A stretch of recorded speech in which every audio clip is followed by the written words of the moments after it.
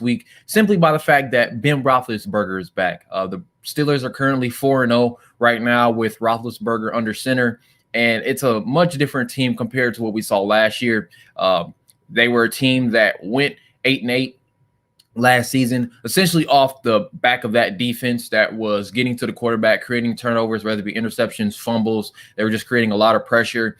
And this year, they have a legitimate quarterback. They don't have to worry about Duck Hodges or Mason Rudolph being under center for multiple games, as Ben Roethlisberger essentially come back, as he said, the healthiest that he's ever been, because he had a year off after suffering that elbow injury.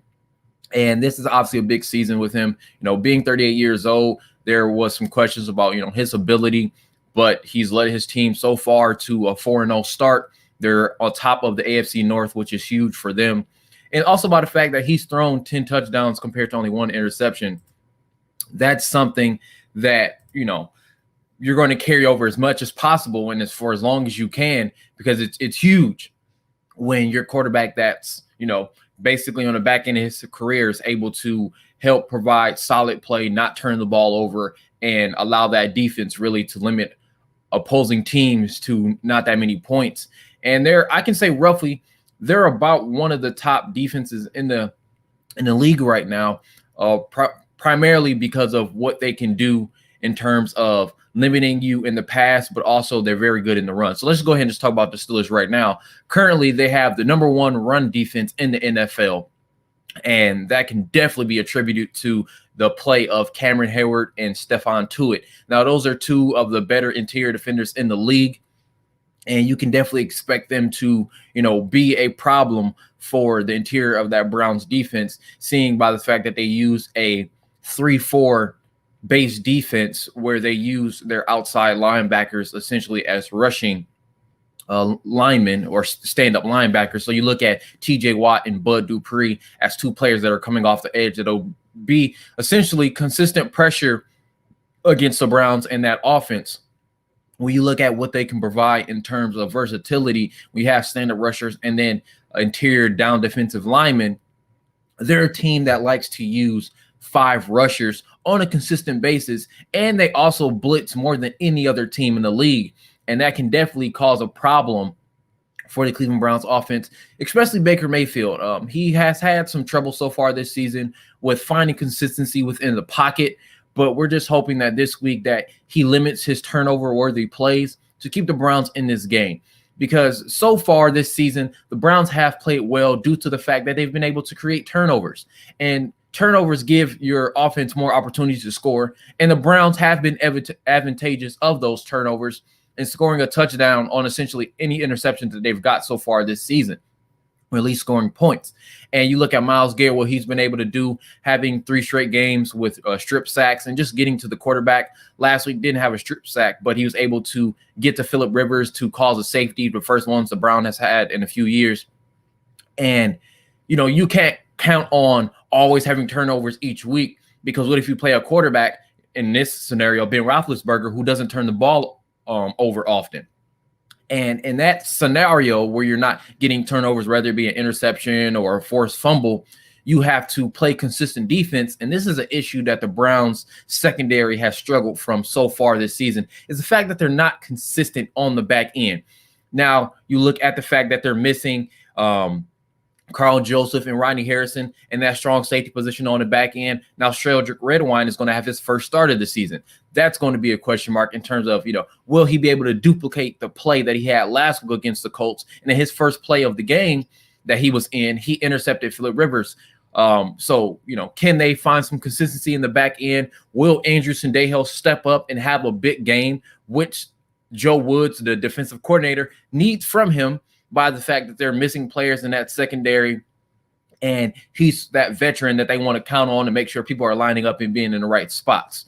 So looking at the Browns, they're currently still the number 1 rushing attack in the NFL. Obviously, there's no Nick Chubb for his second straight game, as he's out right now with a knee injury. But on the same token, he's going to be out for about another 4 weeks. But there's no need to rush him back. He obviously is the bell cow of this offense, and we can feel confident about what Kareem Hunt can do. Last week, he did catch a touchdown pass. We're hoping that he can find some production on the ground after having a tough week against the Colts. And by no means will this be any easier of a week against the Steelers, but understanding that, one, this is a very tough division rival for the Browns. Kevin Stefanski's first game against Pittsburgh.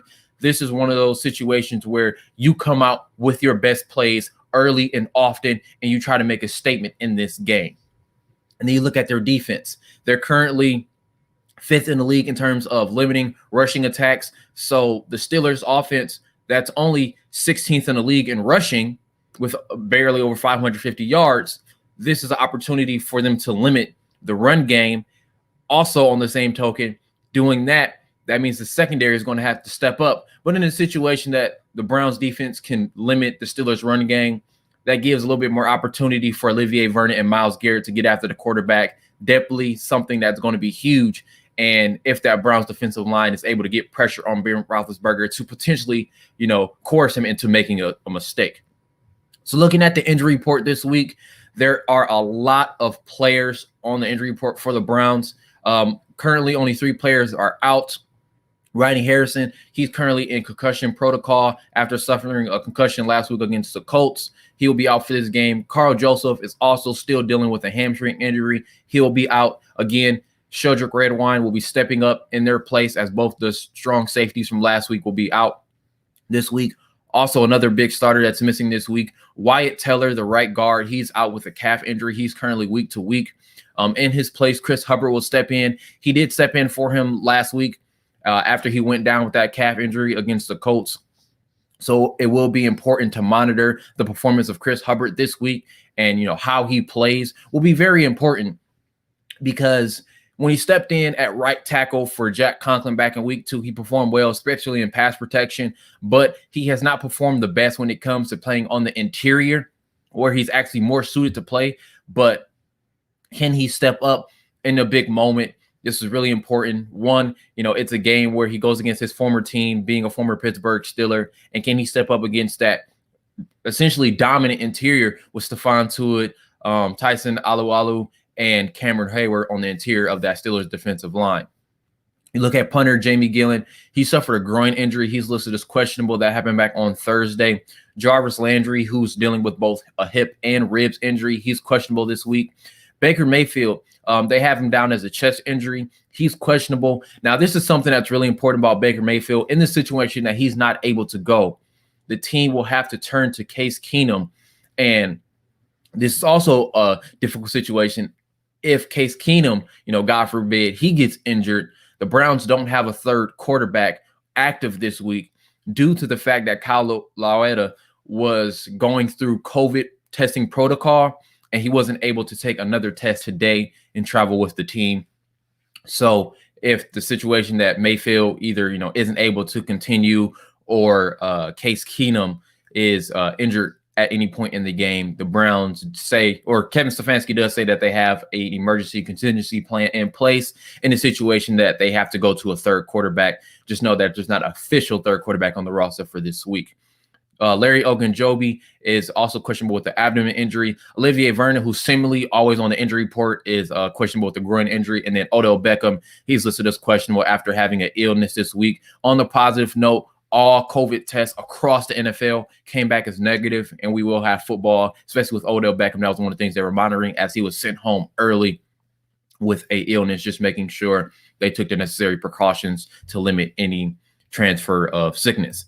Now you look at the Steelers, they're missing 2 key contributors on their offense. They're losing receiver Deontay Johnson to a back injury. He will be out for this game. And then also starting right guard David DeCastro will be out with an abs injury. So that's someone that they're going to be missing on the interior, and this may be a good opportunity for the Browns to take advantage of that. Now, as you guys may know, the Cleveland Browns Tailgate Show is brought to you by Sports Illustrated Browns Digest, as they bring us the tailgate recipe of the week on a weekly basis.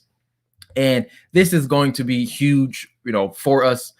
And I just really hope this is a good game for the Browns, and that they're able to step it up overall this season. So we're actually going to go ahead and get straight into the depth chart for this week. An important thing to monitor, one, is Baker Mayfield and the health of those ribs. If the ribs are not healthy, that's something that the Browns will have to figure out how to fix, simply by the fact that it's a tough injury just to completely move on from. We saw he took a really hard shot last week in the pocket and fell right on that shoulder. His arm was hanging. His ribs were sore, but luckily the x-rays came back negative. And apparently, there's the thing that he'll likely take the shot, basically the painkillers to his ribs. Hopefully Tyrod Taylor's doctor is not the one doing it after the Chargers doctor actually punctured the lung of Tyrod Taylor, who's a former Browns quarterback. And that's something that you never want to see in terms of, the health of the players. But let's just hope that this is a situation where the Browns are able to, move on throughout this game, where Baker Mayfield is healthy. And in this situation that Case Keenum steps in, I do feel like there is some form of comfortability with him being in at quarterback because of his familiarity with the offensive scheme that Kevin Stefanski likes to run. Many of you may remember he had the Minneapolis Miracle in the playoffs against the New Orleans Saints, where he found Stephon Diggs down the right sideline in order for them to go on in the playoffs on the last play of the game.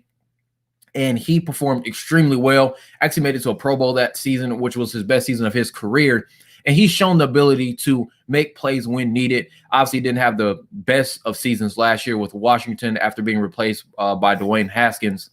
But you just hope this is a situation where Mayfield can stay as healthy as possible, because you don't want to see your starting quarterback and potentially franchise quarterback go down with an injury and put the rest of your season at jeopardy. So in the situation, say if he does take a hard hit, or his shoulder or his throwing arm doesn't feel healthy, or he's just looking kind of hesitant out there, because of the health of that arm, or his ribs, then I believe that the best choice for Kevin Stefanski is to put in Case Keenum, one, because he's a veteran and you essentially know what you're going to get from him. Now, the situation that Keenum is in this game, it's going to be incumbent that the run game finds some consistency behind Kareem Hunt, Dearness Johnson, and potentially, Dontrell Hilliard if he gets into this game. And also the run blocking of Andy Janovich at that fullback position. The running game didn't have the best week last week against a very tough Indianapolis Colts front four. And then it's going to have another tough week, what essentially is a front five for the Steelers, as again, they use that 3-4 base defense. And can they, get some consistent runs? You look at last week with Dearness Johnson, he didn't really, provide much until that last carry, which helped seal the game, which he had a 28-yard run. But before that was limited to 1 or 2 yards per carry. And then also Kareem Hunt was very limited on the ground, but he was able to make up some of that, in the passing game. Can this offense get the running game going early, find some consistency, and then allow that play action to flourish against this defense? I definitely believe there should be a slight change of how they decide to attack the Steelers defense. Again, being the number one rushing defense in the NFL, the Steelers are a very consistent team in terms of defending the run. And it is important that the Browns continue to find that success that they've had early this season on the run game. And then you look at the receivers, not really much change. Obviously, Odell Beckham Jr. and Jarvis Landry are two players that we need to be healthy this week to take advantage of against essentially an average Steelers secondary, which is led by former Brown Joe Hayden and Steven Nelson. Can they find consistent opportunities to get open down the field to help drives get down the field quicker? And I do believe that this is going to be a big week for the Browns to get down the field and, not have these long, super sustained drives, because it gets more and more difficult to sustain drives strictly off of just running the ball when you go against a stout run defense on the opposite side of the field. And that might be an issue that they run into. So, you could look at Baker Mayfield needing to make some big plays against a secondary that still has some question marks in terms of, can they really stop star wide receivers, especially with the duo of Odell Beckham and Jarvis Landry. And then you look at the success that he had with Rashard Higgins last week, who had a touchdown. Can they continue to build up that chemistry that they've had so far this season back to that wonderful chemistry they had in 2018? And this is going to be a big matchup for Higgins as he faces off against Mike Hilton in the slot. And then also expect Donovan Peoples-Jones to also get some play, almost run downs, as he's a bigger receiver and is actually relatively adept at run blocking. At tight end, not really many changes. You want to see the continued growth from Harrison Bryant, who's been playing, better and better each week, especially in his run blocking. And then also David Njoku, who returned last week from that knee injury that he suffered back in week 1. You want to see him continue to get on the field more, make some plays down the interior. Can he make some plays in the seam, which could be huge for David Njoku to make a play, because I do think that the tight ends will be utilized in this offense a little bit more this week. You look at Austin Hooper.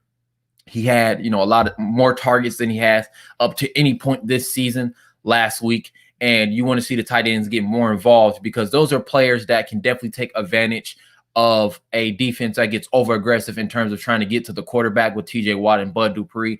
They'll be responsible for chipping those players off the line and then having delayed releases off of the line, whether it be jag routes or finding, the soft areas against the zone defense that the Steelers love to run. We all know that they're going to run that cover 3 defense, which has been a staple for the Steelers for pretty much forever. Can they find the soft areas of that zone defense and really take advantage of potentially an overly aggressive front 5 or front 4 from the Pittsburgh Steelers? And that's also going to be, really big on what the offensive line can do. And again, there's going to be no Wyatt Teller this week, so Chris Hubbard steps in at that right guard position, but you still see the continual chemistry building of Jedrick Wills at left tackle, Joe Bitonio at left guard, J.C. Treader at center, and then Jack Conklin at right tackle. Now, once again, the Cleveland Browns pregame tailgate show is brought to you by Sports Illustrated Browns Digest. You can go ahead and check us out at www.si.com/NFL/Browns. There will also be a live game thread up on the website, and during halftime, you can again see the tailgate recipe of the week during halftime up on the site. But what would tailgate be without food? So we're going to go ahead and hop into the tailgate recipe of the week, which is stuffed jalapenos, and I hope you guys enjoy.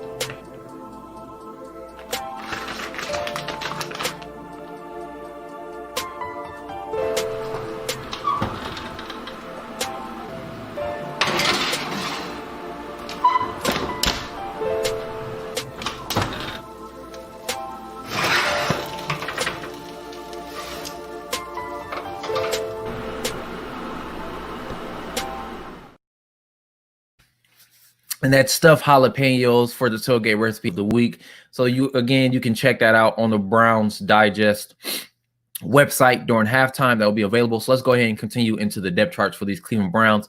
You look at the defensive line, Myles Garrett, obviously the most dominant player on this Browns defense. You want to see him have a big game, getting after Ben Roethlisberger, putting pressure on the quarterback.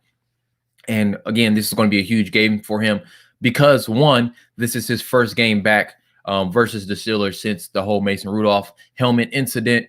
And we're just hoping that he can come in and have a dominant game and, again, help get pressure, because pressure on the quarterback will help this secondary that has had some consistency issues. And a big point to look at is the performance of players opposite of him. can Olivier Vernon and Adrian Claiborne, two veteran players, at that defensive end position, help get some pressure, on the opposite end of the line across from Myles Garrett? I feel like we haven't had a big marquee game from Olivier Vernon, essentially since he's joined the team from that trade. And yes, he has been good in run defense, and I definitely respect, what he's been able to do in terms of setting the edge and run defense, but still just lacking in terms of his pass rush, and we want to see more from him. And then, of course, Adrian Claiborne has done very well in run defense when he's on the field, and we just want to see a little bit more pass rushing productivity from him as well. Moving over to the interior, not really much changes, but we can likely expect Larry Ogunjobi to be back after missing last week's game, and he's currently the highest graded interior defensive lineman that we have on the interior based on Pro Football Focus grading with the 72.2 grade.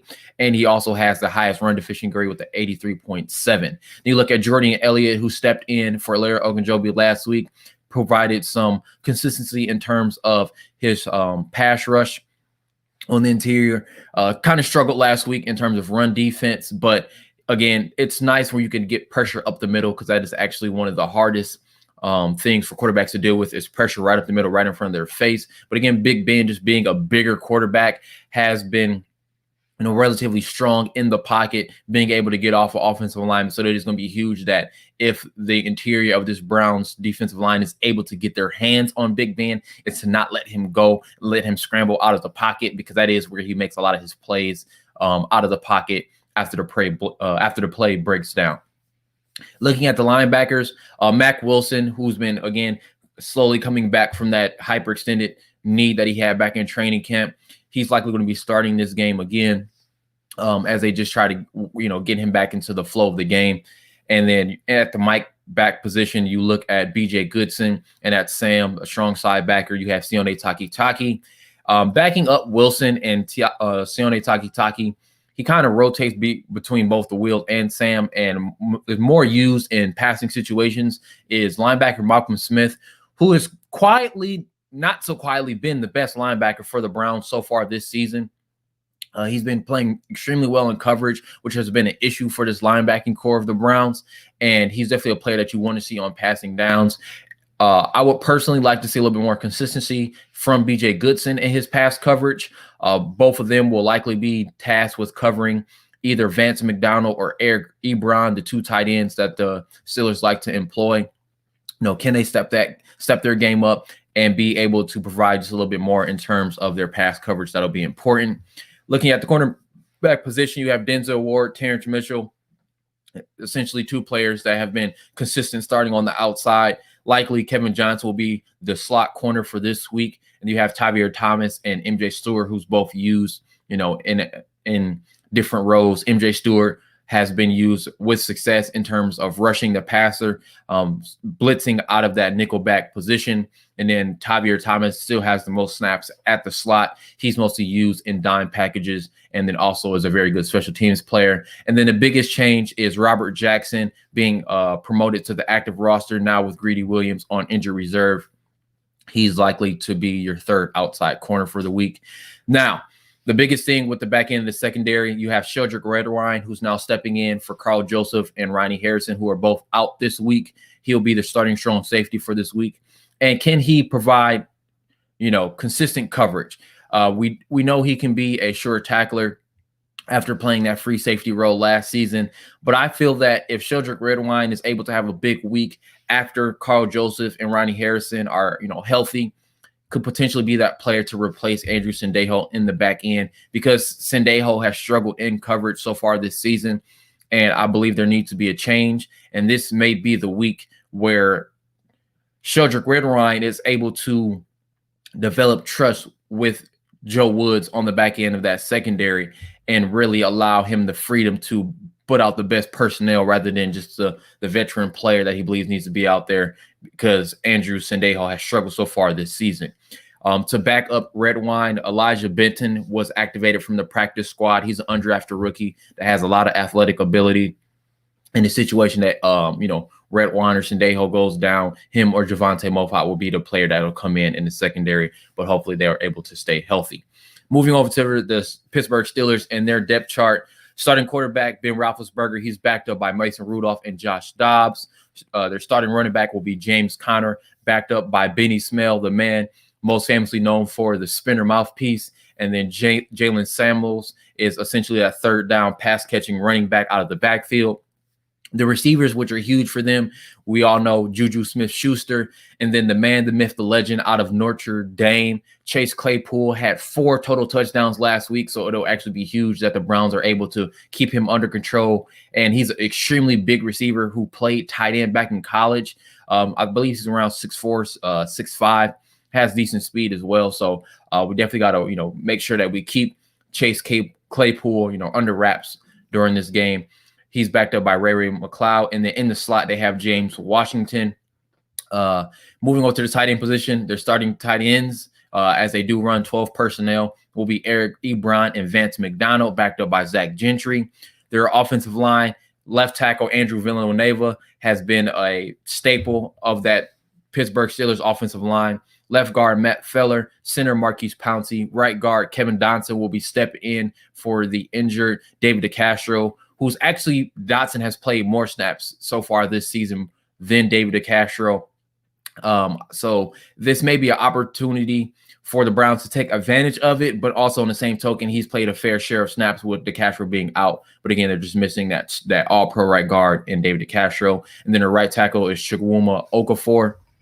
Moving over to the defense, the starting defensive end is Stephon Tuitt. He's backed up by Chris Wormley, who's been relatively adept in terms of the snaps where he comes in during the game at the defensive end position.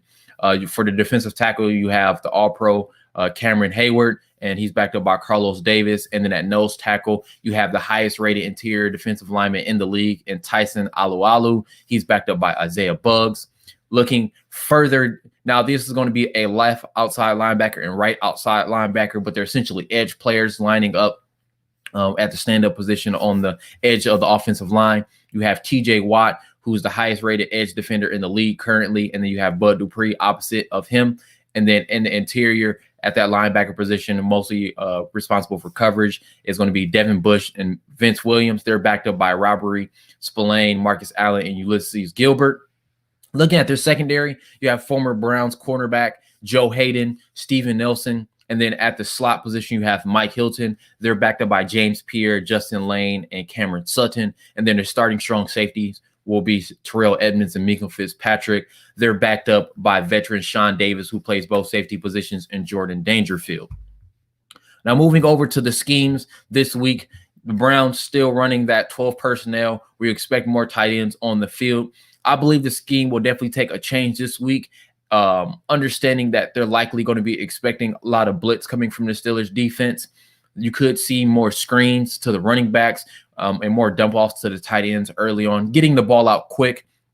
As we go through the quarterback comparisons, I'll actually break down Baker Mayfield and one of the issues with his game in terms of this opponent and how I believe Kevin Stefanski will help mitigate that that error of his game with holding the ball too long. And then the defensive scheme, we still run that 4-3 under with 4 down defensive linemen. And we're just hoping to see a little bit more consistency in terms of the game plan with Joe Woods, who's kind of had some issues with, letting up in the second half. That has been an issue for him. Can he keep consistent pressure, whether it be blitzing or, I believe that the Browns have played better when running man coverage compared to zone. But obviously you can't run man coverage every single down. Being able to mix it up and, potentially confuse the offense a little bit and have a player, be able to be in the right spot as they have been in the past few weeks in order to create a turnover. And looking at the Pittsburgh Steelers, they run more of a vertical offense with 12 personnel, 2 tight ends on the field, likely to be Eric Ebron and Vance McDonald. Now, they don't necessarily run or throw the ball too much. They have a relatively balanced offense. And one of the biggest benefits when you have a balanced offense, having a quarterback that doesn't turn the ball over, he's able to find those players vertically down the field. And with that vertical balanced offense that they have, the receivers are stretching the field, and they allow their tight ends to work the intermediate and underneath parts of the field, especially against zone. So they try to get the ball to Eric Ebron down the seam, and they also look for Vance McDonald underneath. And then, of course, James Conner is going to be that number one running back for them. Benny Snell is more of that power back. And then you have, plays that you just mix in and spread the ball around to. Going into the matchups of the week, you have, first off, the Browns' interior offensive line versus the Steelers' interior defensive line. Joe Bitonio, J.C. Treader, and especially Chris Hubbard are going to have an extremely tough week this week against a very good interior defensive line of the Pittsburgh Steelers, led by Cam Heyward and Stephon Tuitt. I feel like this is a really big game for them because, one, they're missing Wyatt Teller, who's been the best run-blocking lineman on the team. But also, you don't necessarily know what you're going to get from Chris Hubbard. Can Chris Hubbard find some consistency this week? What will he be able to provide in terms of play? When he's on the field, he has been good in pass protection so far this season. But this is a team that is the number one rushing defense, and us being a run-first offense in terms of the Browns, you want him to perform better in his run blocking. And if he doesn't, this could be, a potential gap and hole along that interior of the Browns offensive line. And you want someone that can be consistent in their run blocking to open up lanes and provide better protection for Baker Mayfield and for that run game to open up lanes for Kareem Hunt. And just Cam Heyward, Stephon Tuitt, and Tyson Alualu are actually all graded in the top 10 in terms of Pro Football Focus grades. And those players have always played well against the Browns in terms of limiting their run game and providing pressure from the interior. And they're bigger players as well, which has been an issue for Baker Mayfield so far this season, is bigger defensive linemen, clogging those passing and throwing lanes for him. And they've also been the team that's been able to knock down passes at the line of scrimmage against Baker Mayfield, and hopefully he's able to slide in the pocket comfortably and be able to get the ball out of his hands quickly, especially against that blitzing defense against the Pittsburgh Steelers. Now, looking at the offensive tackles, you look at Jack Conklin and Jedrick Wills. Both of them are going to have their hands full. Obviously, Jack Conklin is going against the number one edge player in the league right now, with T.J. Watt, who's arguably the best player on that defense, and I believe is an underrated player. Obviously, J.J. Watt gets a lot of love. Myles Garrett gets a lot of love. But T.J. Watt, what he's been able to do for that Pittsburgh Steelers defense has been huge, and they definitely rely on him to get pressure on the quarterback, which he's done tremendously. Also does well at defending the run. So Jack Conklin is definitely going to have his hands full. But of the two matchups of the tackles versus the edge players, is definitely Jedrick Wills versus Bud Dupree. Now, Jedrick Wills has been able to perform better each week in terms of his pass protection, his run blocking, not so much. Can he find some consistency against Bud Dupree, who's a veteran player that has the arsenal of moves that he can use against Jedrick Wills? And in a situation that he's not able to have a good week, that could definitely, cause trouble for Baker Mayfield inside the pocket. And that's something that the Browns can't afford this week, limiting what they have in terms of pass protection. And then the last matchup of this game will definitely be the Browns receivers versus the Steelers cornerbacks. I don't believe that the Steelers corners are that strong in terms of being able to stop the Browns receivers of Odell Beckham Jr. and Jarvis Landry. So this could be a big game for them, depending on obviously the offensive line and their pass protection and being able to provide Baker Mayfield a clean pocket. If they're able to do so, that could definitely help this team and for them to play better, especially if they're able to get open down the field and find the soft spots of that zone against a weaker Steelers cornerback group. Now, again, the Cleveland Browns Tailgate Show is not directly attributed to the NFL or the Cleveland Browns. This is strictly for Creative Commons. Now, the Cleveland Browns Tailgate Show is sponsored by Focus Clothing. Focus Clothing is a Cleveland-based clothing company. They actually have a new collection out with new hoodies, crop hoodies, a new burgundy one with a new logo that just dropped. Feel free to check them out at focusclothingcle.com/shop. You can see the hoodies, the hats, the new apparel that they have available. Again, Focus Clothing is a Cleveland-based clothing company. Go ahead and check them out. Black-owned business as well.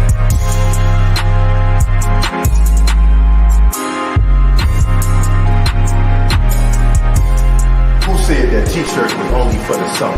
Remix.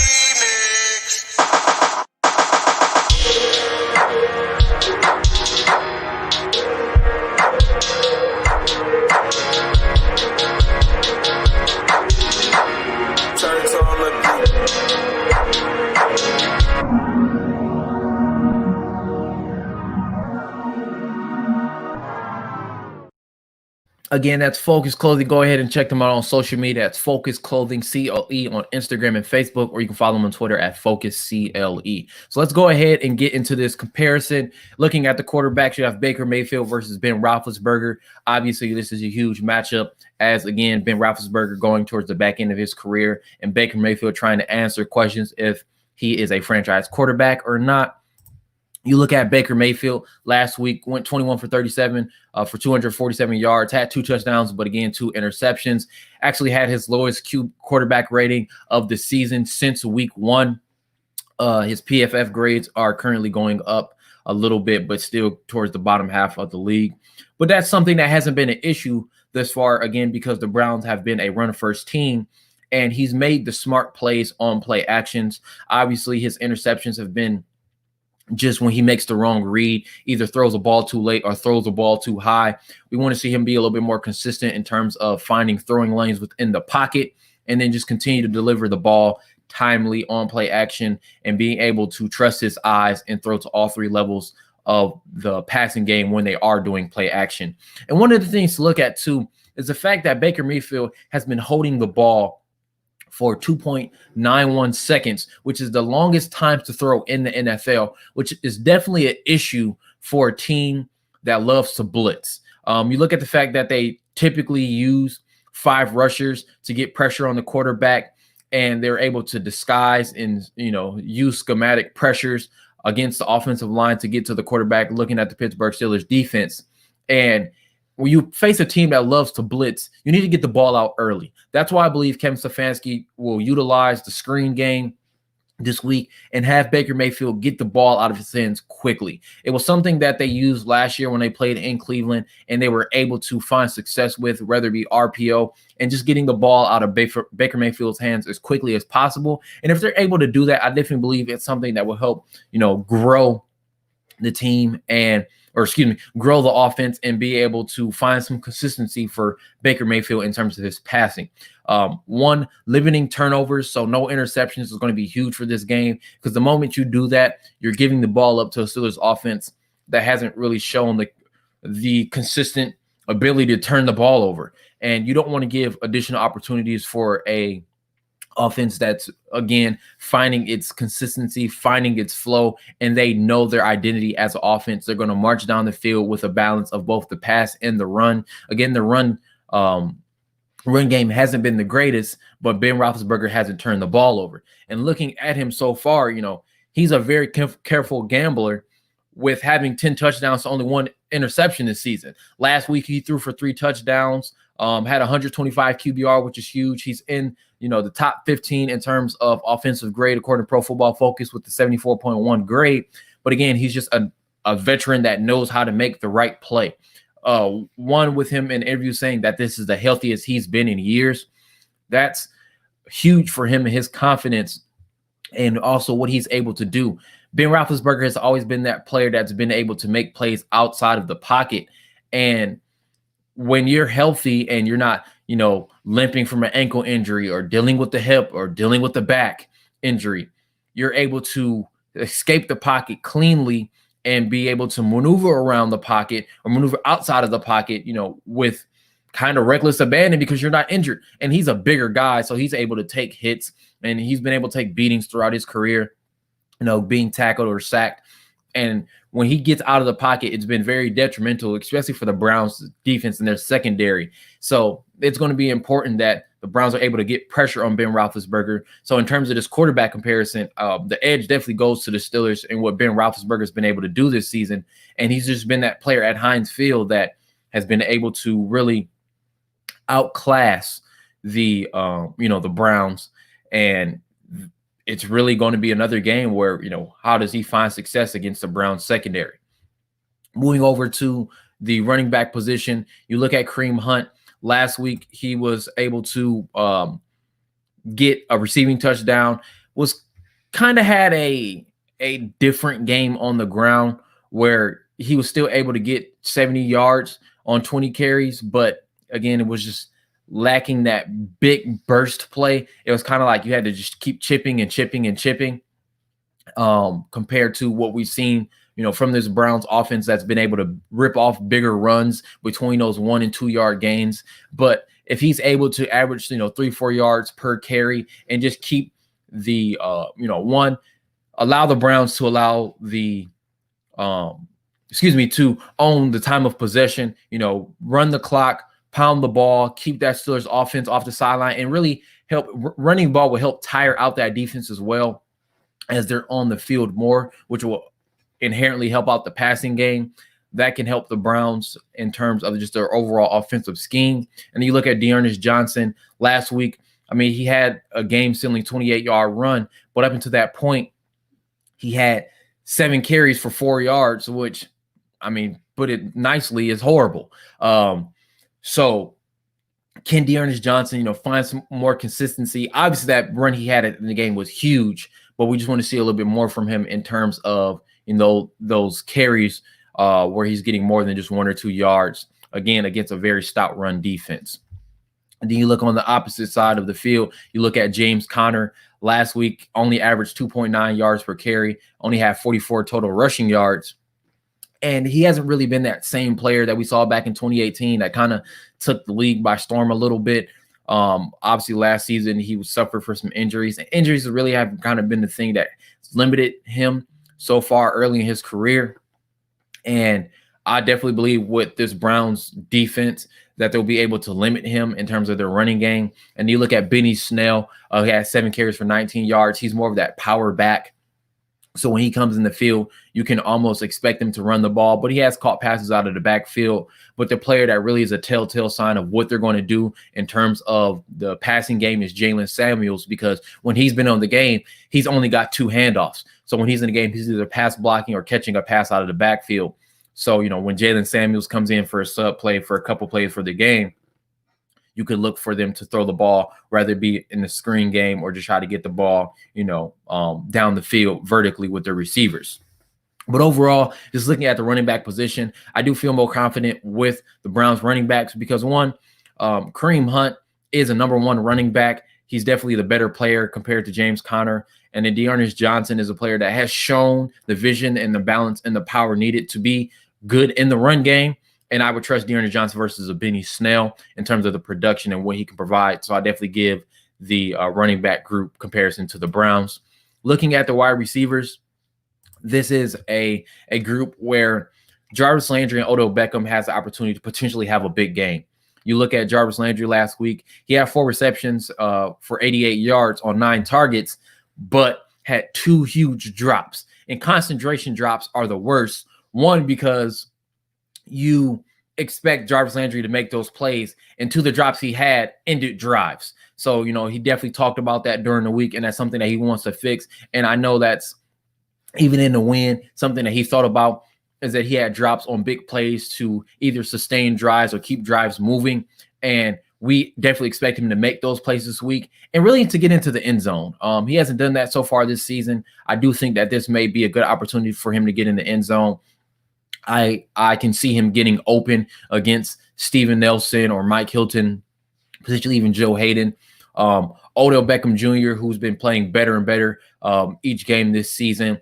One of the things that we've always kind of talked about with Joe Hayden is that he would get beat a lot on double moves, and he's still shown that consistency of getting beat on double moves, trying to, play that first route move a little bit too hard and can, give up deep plays down the field. And that could be a really good opportunity for Odell Beckham, who's a very savvy route runner, and his double move is exceptional. If he's able to, beat Joe Hayden in single coverage, that could provide some big plays down the field.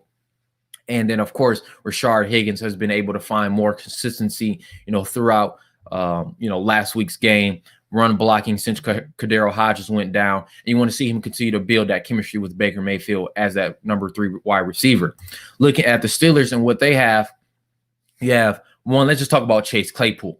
The man had 4 total touchdowns last week, 7 receptions, 110 yards on 11 targets, and 3 receiving touchdowns.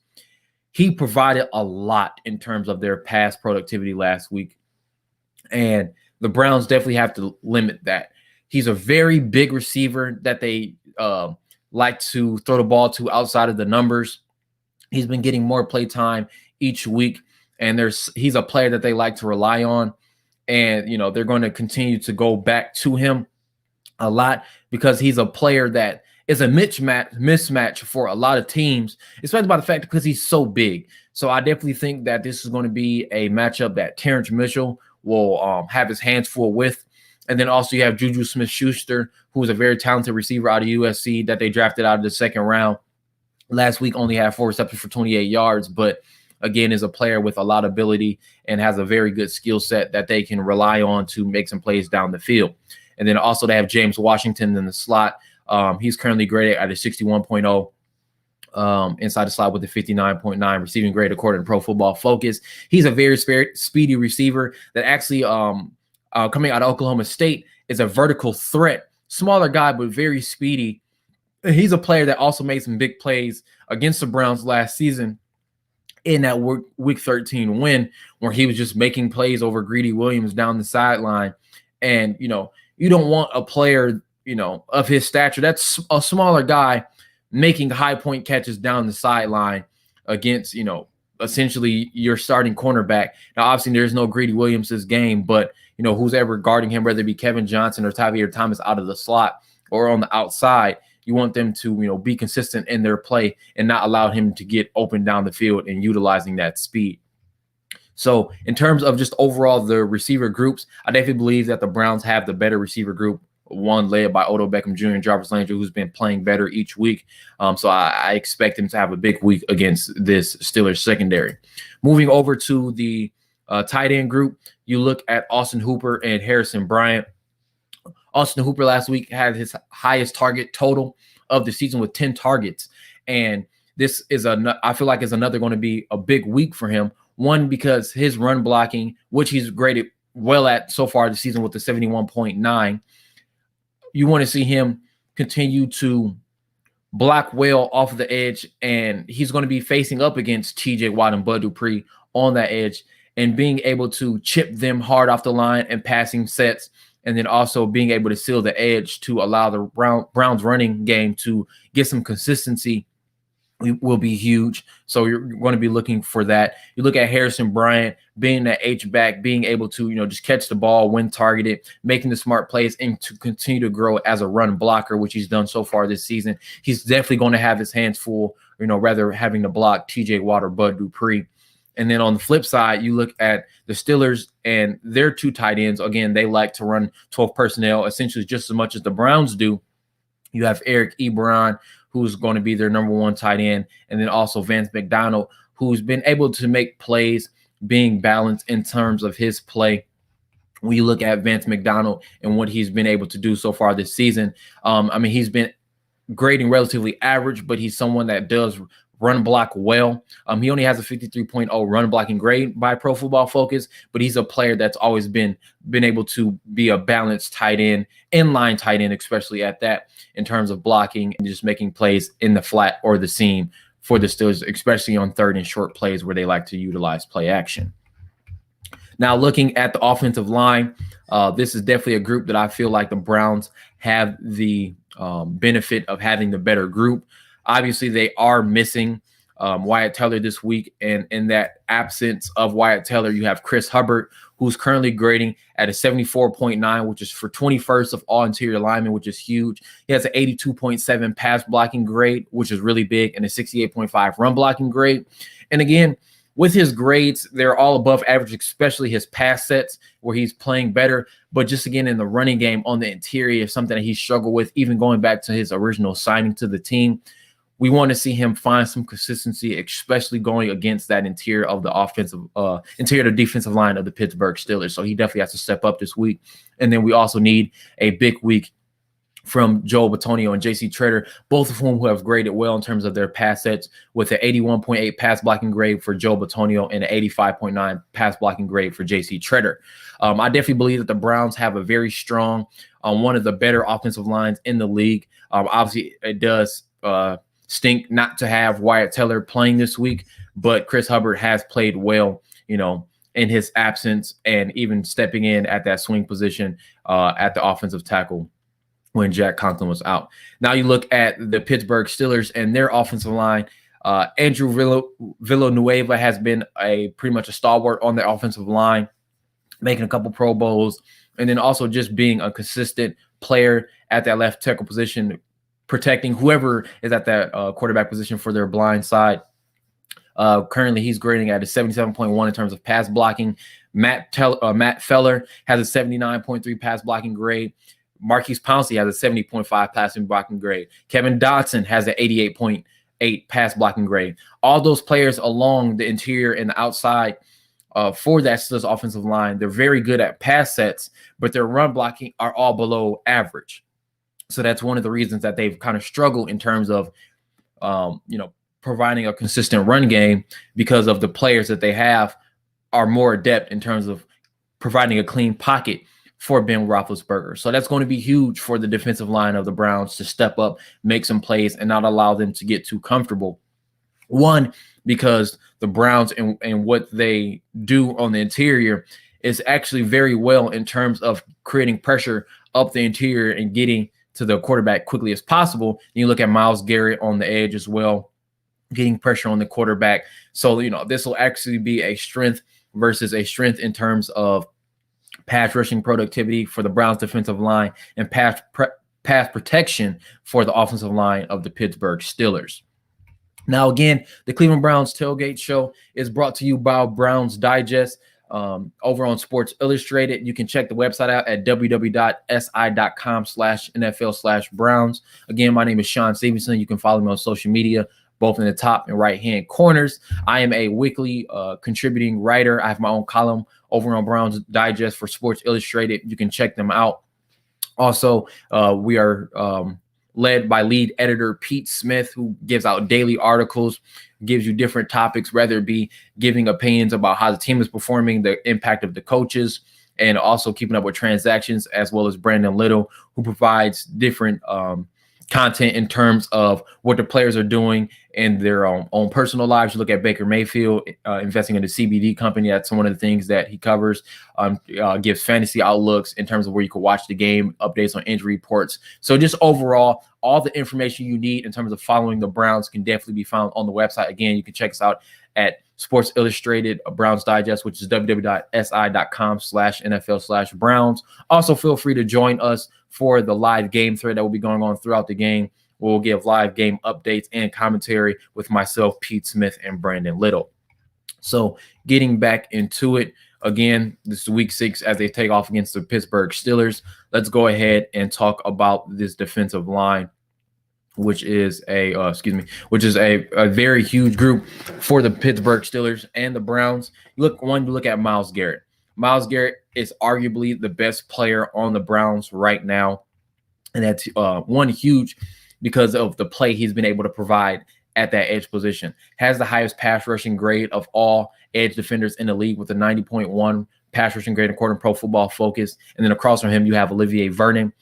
I believe that the interior overall, in terms of their depth, is a very strong point for the Browns. Sheldon Richardson has been playing well. It's definitely a plus to be getting Larry Ogunjobi back, who's been very good in run defense. So he'll definitely help in terms of stopping the run against the Steelers this week. And then also you have Jordan Elliott and Vincent Taylor, who have both performed well in terms of pass rushing productivity in the interior, both grading at a 53.2, but having above average pass rushing grades on the interior, which will be big in terms of helping get pressure on a consistent basis versus Ben Roethlisberger. And then you look at the Pittsburgh Steelers and their offensive line. Their defensive line. You have Stephon Tuitt, who's currently the 9th rated interior defender for the Steelers right now. He has an 81.4 pass rushing grade. He's been a consistent threat, in that interior. And then also Chris Wormley, who's another player on the interior that can get after the quarterback. And that's actually one of the higher rated run defenders in the league. And you look at Cam Hayward, he's currently the 11th rated interior defender in the league. Again, 76.8 pass rushing grade, another player that's very good at getting pressure on the interior. And that can definitely be a problem for this Browns defense because of what they can do on the interior.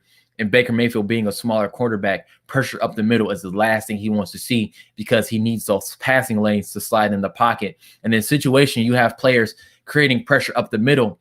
Baker Mayfield likes to scramble to his right, and TJ Watt lines up on the quarterback's open side. So you get away from Cameron Herbert, Tyson Alualu, and Stephon Tuitt, and you run right into TJ Watt, which is an issue.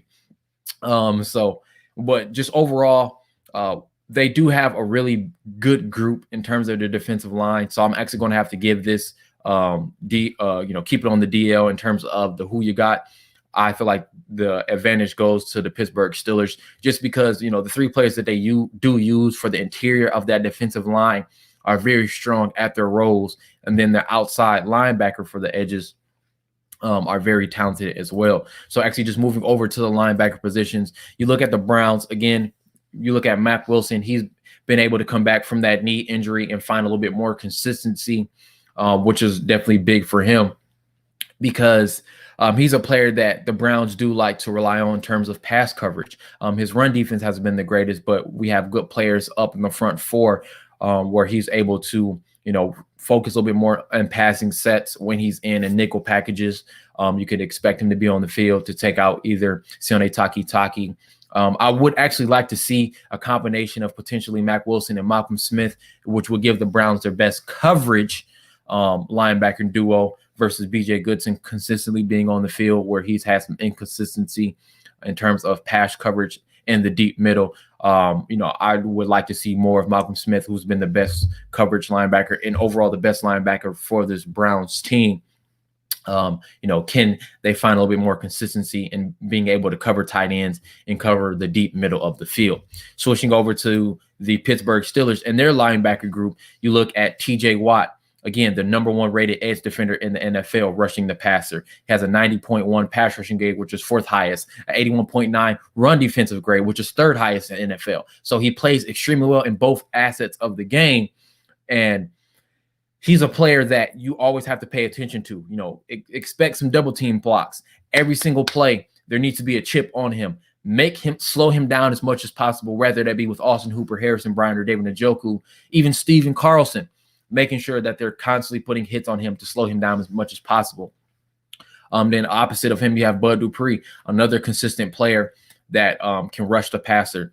And then you look at their interior linebackers, you have Devin Bush and Vince Williams, both players who's a little bit more adept in terms of run defense. Vince Williams struggles a lot in terms of pass coverage. He has a 22 or 28.8 coverage grade.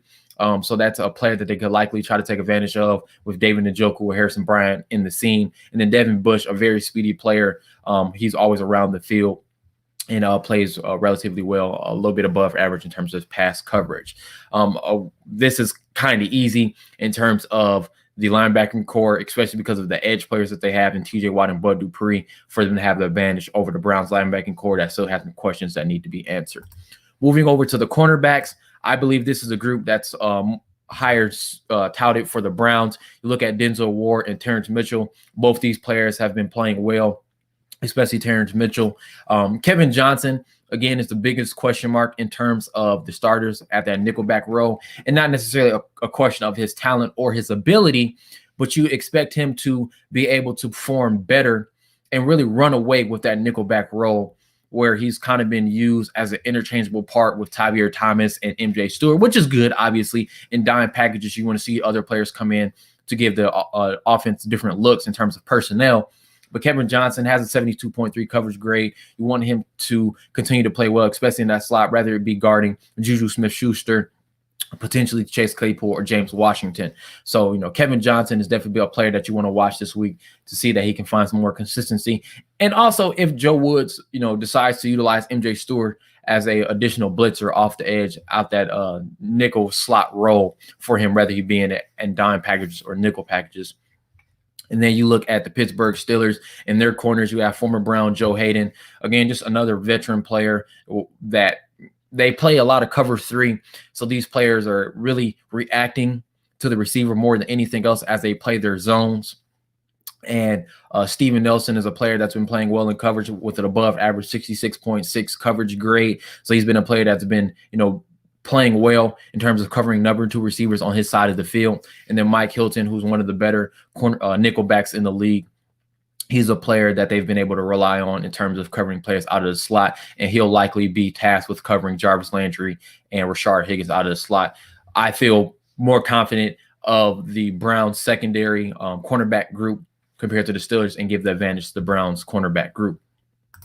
Moving over to the safeties, as we wrap up the defense, you look at the Browns, and again, Sheldrick Redwine is going to be the player that's going to be stepping in for the injured Carl Joseph in that starting lineup. Graded extremely well in his 19 snaps with a 93.6 overall defensive grade and a 91.1 coverage grade.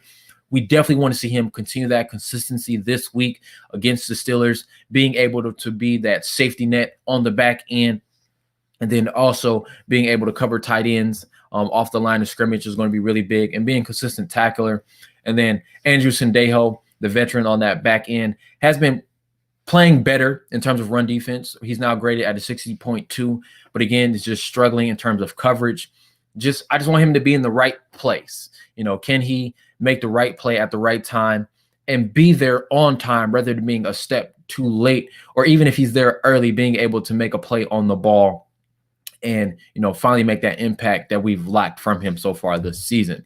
And then looking at the Steelers, they have Minkah Fitzpatrick, a very ball hockey free safety that has been kind of quiet relatively this season, especially compared to last season with all the interceptions that he had and forced fumbles that he was causing. But again, just another smart player on the back end. And then behind him, you have Sean Davis, who's a veteran safety that they've relied on in the starting lineup for years. So they're a player that, you can expect to come in and provide decent reps. And then also Terrell Edmonds. He's a player, a box safety that's very good at run defense. Doesn't do too well in terms of pass coverage, but again, being that box safety, he can come in and provide some good run support. I definitely have to give this one to the Steelers and their safeties over the Browns, strictly by the fact that they have 3 veteran players that they can rely on the back end of that defense, compared to the question marks that the Browns have now with Carl Joseph and Ronnie Harrison both out, and Sheldrick Redwine stepping into the starting lineup.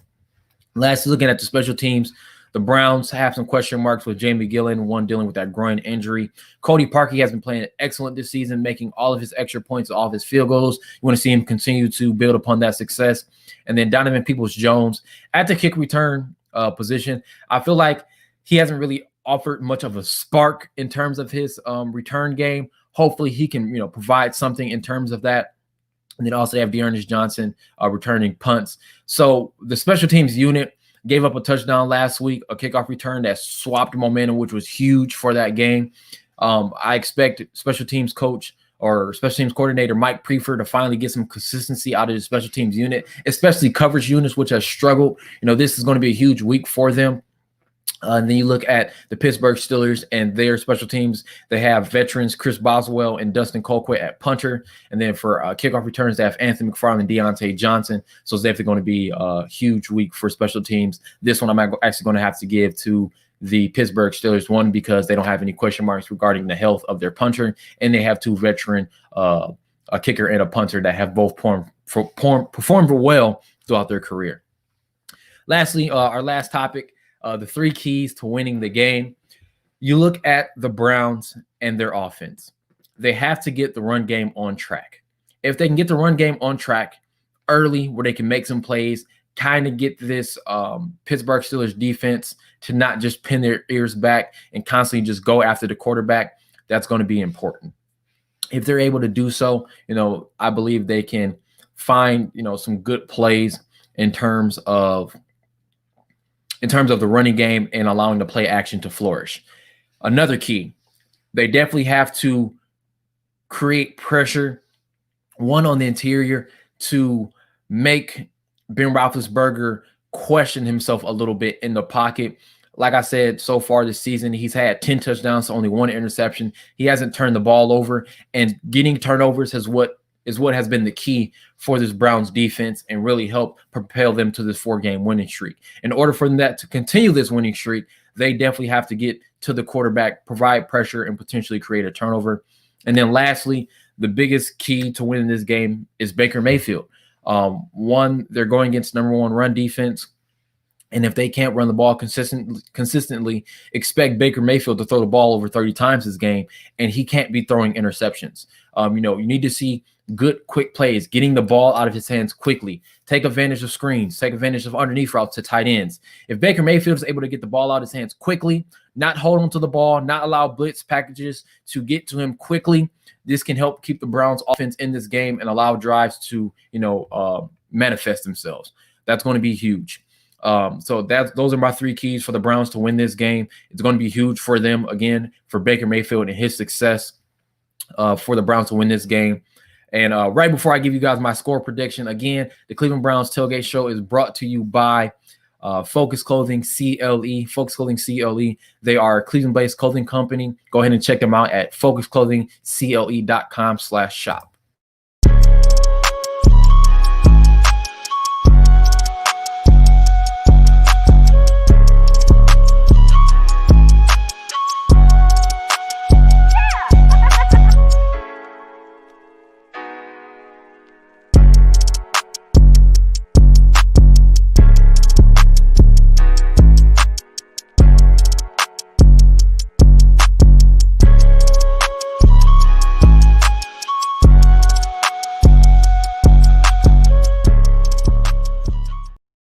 And again, I just want to thank you guys so much for joining me for the Cleveland Browns Tailgate Show. Kickoff is in about 30 minutes or about 40 minutes, excuse me. So make sure you guys go and check that out. Kickoff will be at 1 o'clock. Again, you can follow me on social media at SHWN Stevenson. And the Browns have a chance of winning this game and finally beating Ben Roethlisberger at home. Some people believe this is going to be a shootout. I actually expect this to be a very close game, a lot closer than many people expect. So my final score prediction, it will be a 1-point win for the Browns. I have the Browns winning over the Steelers 21-20. It's going to be huge that they find some success on the run game and Baker Mayfield is able to get the ball out of his hands quickly. What do you guys think? What are your thoughts? What are your score predictions? Please leave them in the comment section if you're watching this right now. We have a little bit of extra time. I have about 20 minutes before the show actually normally ends. So again, feel free to let me know. What are your thoughts in the comment section below? Thank you guys again for joining me for the Cleveland Browns Tailgate Show. Join me for the live tailgate thread at 1 o'clock. Again, live updates on the website as well over on Sports Illustrated Browns Digest. That's at www.si.com/NFL/Browns. And I will see you guys there. Go Browns, and we got to play tough today. Peace.